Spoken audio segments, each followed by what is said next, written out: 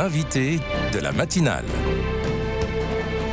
KTO Radio. Il y a 2 ans, le 22 février 2022, Vladimir Poutine lançait une opération militaire d'envergure destinée à envahir l'Ukraine, une attaque qui s'inscrit dans un contexte de guerre débuté en 2014 avec l'annexion de la Crimée. À quel stade en est-on aujourd'hui ? Quelle est la situation pour les chrétiens et quel motif d'espoir pour une résolution du conflit ? L'invité de ce matin est Antoine Arjakovski. Bonjour. Bonjour. Vous êtes historien, co-directeur du département politique et religion du Collège des Bernardins et vous avez écrit récemment l'essai « Pour sortir de la guerre, vaincre l'agression russe en Ukraine et contre la démocratie » publié aux éditions Desclés de Brouwer. Première question, Antoine Arjakovski, qu'est-ce que vous retenez de ce conflit 2 ans après l'invasion russe de février 2022 ? Alors, vous avez bien précisé tout à l'heure que, oui, il y a 2 ans, ce qui s'est passé le 22 février, c'était l'annexion des régions du Donbass, de Lugansk et de Donetsk.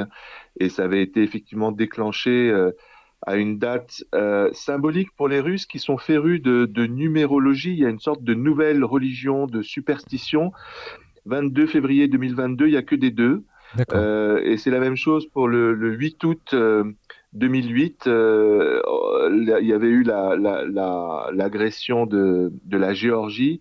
Voilà, c'est une nouvelle religion. Et en réalité, nous savons bien que cette annexion de la région de Donetsk et de Lugansk n'était que dans la continuation de l'annexion de la Crimée qui avait eu lieu en 2014. Donc, une fois qu'on a bien rappelé ça, on comprend que les Russes ne sont pas parvenus, au bout du compte, à mettre en application leurs déclarations de dénazification, etc.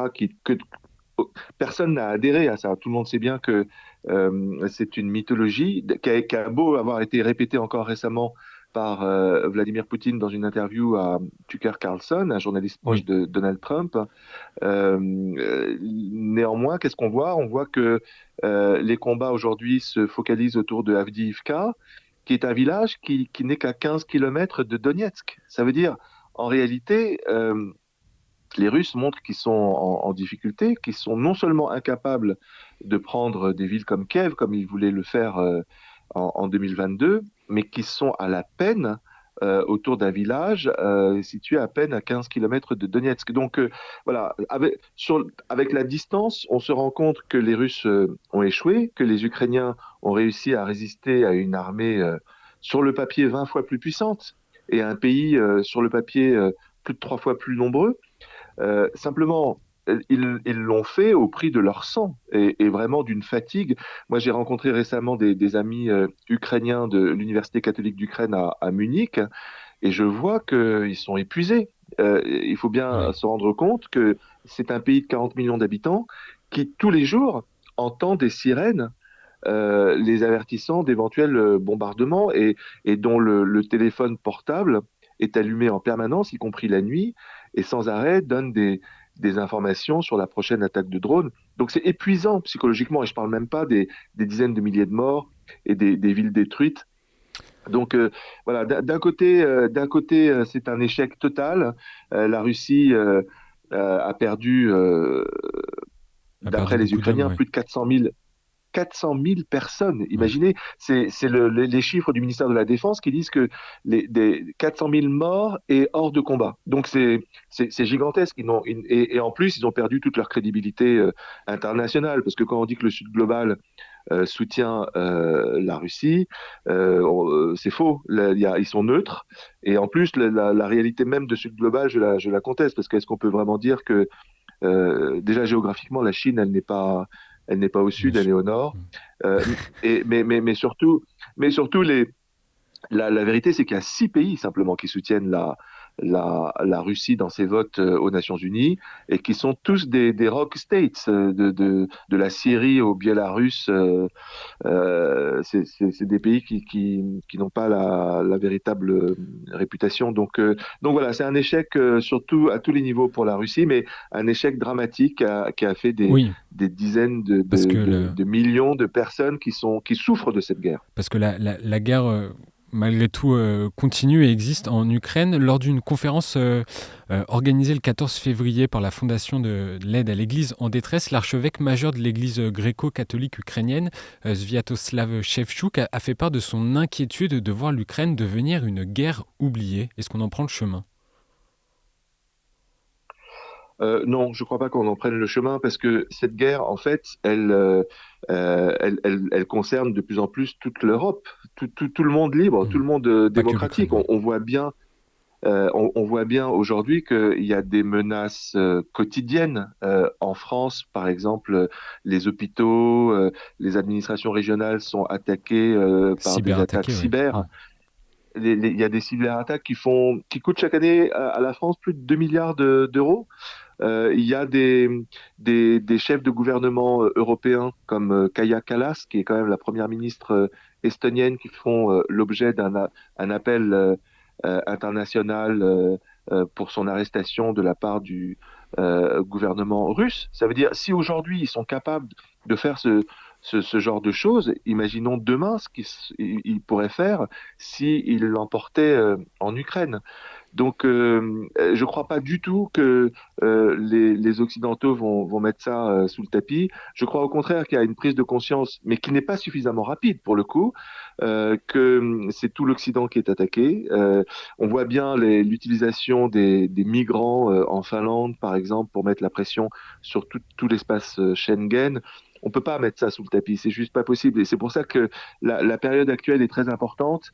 Le fait qu'il y ait cette rencontre de Munich, la Hmm. conférence de sécurité On de y Munich, reviendra le un peu fait qu'il y ait des après, oui. rencontres entre les chefs de gouvernement français, allemands, ukrainiens, tout ça participe à une prise de conscience que la défense de l'Ukraine est la défense de toute l'Europe et de tout le monde libre.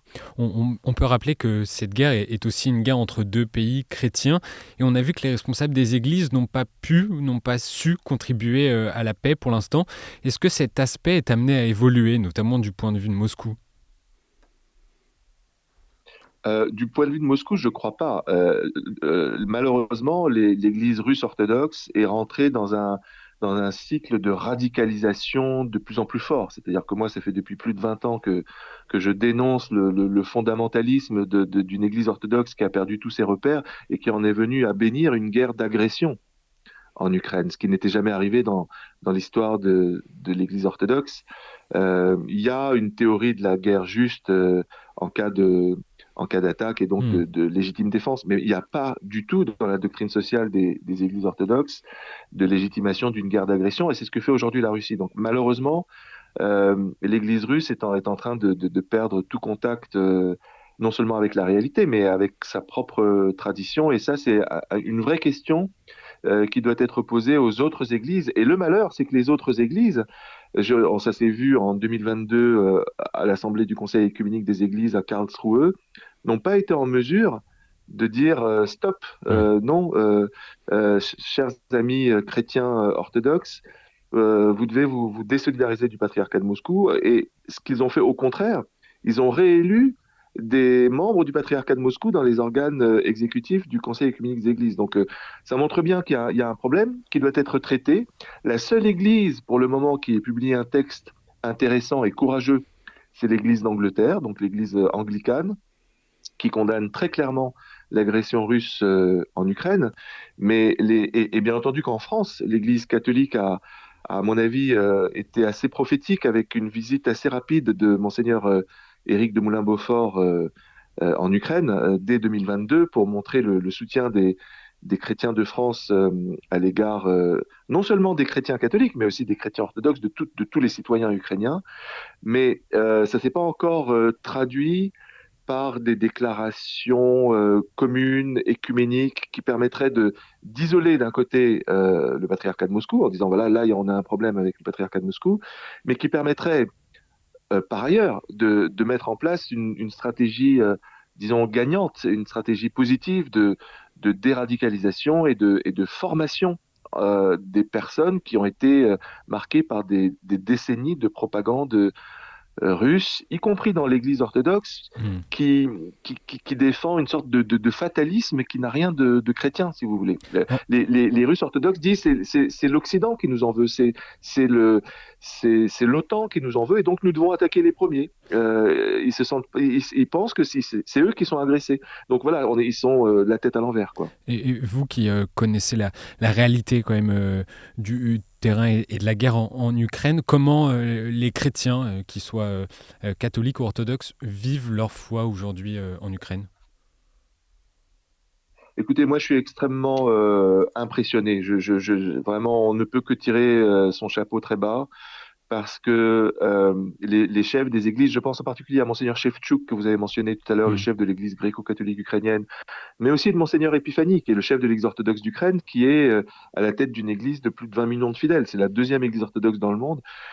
Mais bon, tous les chrétiens protestants et la communauté juive, musulmane, tous sont dans une attitude de prière, une attitude de solidarité avec l'État, avec la nation tout entière, et une attitude de ne pas accepter que la colère monte dans les cœurs. Ça, c'est un message qui est souvent répété par Monseigneur Shevchuk, qui me marque beaucoup, parce que quand on voit chaque jour des bombardements où on voit des maternités bombardées, où on voit de la population civile bombardée, dire à la population ne faites pas monter en vous la colère, c'est fort.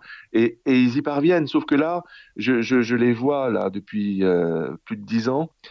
Ces derniers mois, je sens vraiment une baisse de morale très forte parce qu'ils se sentent un peu abandonnés. Et donc, c'est pour ça que j'insiste sur le fait que il y a un besoin de solidarité de la part des chrétiens occidentaux. Là, récemment, on a eu une conférence à Munich pour préparer la conférence de sécurité de Munich avec des universités catholiques d'Ukraine, de Notre-Dame aux États-Unis. Moi, j'y étais pour le Collège des Bernardins. Il y avait l'Université catholique de Croatie.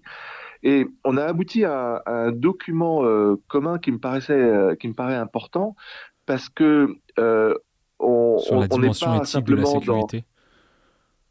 absolument la dimension éthique de la sécurité. Ça veut dire euh, cessons en Occident de considérer que le problème, il est uniquement du côté russe. Il est aussi de notre côté. Nous avons une sorte de diplomatie postmoderne qui sépare un peu les mots avec les faits et qui n'ose plus parler de vérité, n'ose plus parler d'éthique. On parle plus de sciences morales et politiques, on parle plus que de sciences politiques, alors que la science politique efficace, la vraie science politique réaliste, elle est fondée sur des principes. Et c'est ce qu'a répété cette déclaration de Munich, qui a été adoptée par tous les participants au Congrès, disant que aucune architecture de sécurité n'est viable à moins qu'elle ne repose sur une infrastructure éthique solide adoptée par une culture publique résiliente, moralement saine et axée sur la justice. Et donc, au nom de cette politique éthique que portent les chrétiens, et notamment l'Église catholique, qui a une doctrine sociale extrêmement développée de ce point de vue-là, il faut soutenir les projets de paix juste défendus par la diplomatie ukrainienne, et il faut défendre ça a été déclaré aussi par l'ensemble des participants au Congrès, l'intégration rapide de l'Ukraine dans l'OTAN. Parce que ça n'est que Hmm. par cette intégration rapide qu'on parviendra à proposer une véritable architecture de sécurité qui mette à distance l'attitude d'agressivité du président Poutine, qui ne peut nous faire rappeler que l'attitude du chancelier Hitler dans les années 30. Merci Antoine Arjakovski d'avoir pris un peu de temps pour nous éclairer sur la guerre en Ukraine. Je rappelle à nos auditeurs que vous êtes historien et co-directeur du département politique et religion au Collège des Bernardins. Merci beaucoup, bonne journée.